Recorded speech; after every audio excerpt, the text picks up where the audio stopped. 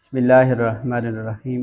آج ہمارا لیکچر ہے محاسبہ، حساب کرنا، شمار کرنا، گنتی کرنا اعمال کی۔ امام غزالی رحمۃ اللہ فرماتے ہیں ایمان اعمال کی کثرت اور مقدار میں زیادتی اور نقصان کی معرفت کے لیے جو غور کیا جاتا ہے اسے محاسبہ کہا جاتا ہے۔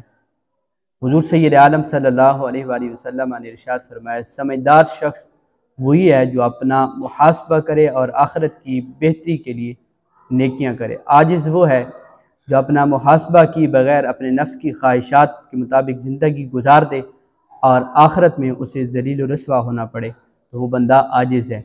حضرت امیر المومنین حضرت عمر فاروق رضی اللہ تعالی عنہ کا فرمان بھی یہی ہے، حاسبوا قبل ان تحاسبوا، اپنا حساب کرو اس وقت سے پہلے کہ تمہارا حساب لیا جائے۔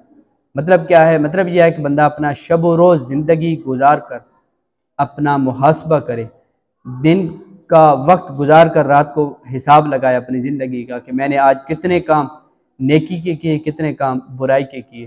اگر اس طریقے پر زندگی گزارے گا تو اس کی زندگی بہتری کی طرف گامزن ہوگی۔ لیکن اگر جس طرح ہم شتر بے مہار اپنی زندگی گزار رہے ہیں تو شاید یہ ہماری زندگی کہیں بے عملی کے سبب خسارے کی جانب نہ چلی جائے۔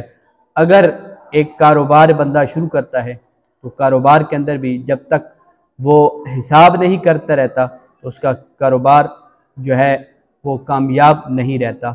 جس وقت بکریاں چرانے والا اپنی بکریاں رات کو اپنے باڑے میں بند کرتا ہے اس وقت وہ بھی اپنی گنتی شمارے کرتا ہے۔ تو میرا بھائی یہ متاع زیست، یہ اللہ نے زندگی خوبصورت عطا کی ہے، اللہ نے صحت عطا کی ہے، تو زندگی کو رب کے حکموں کے مطابق گزارنے کی کوشش کرے۔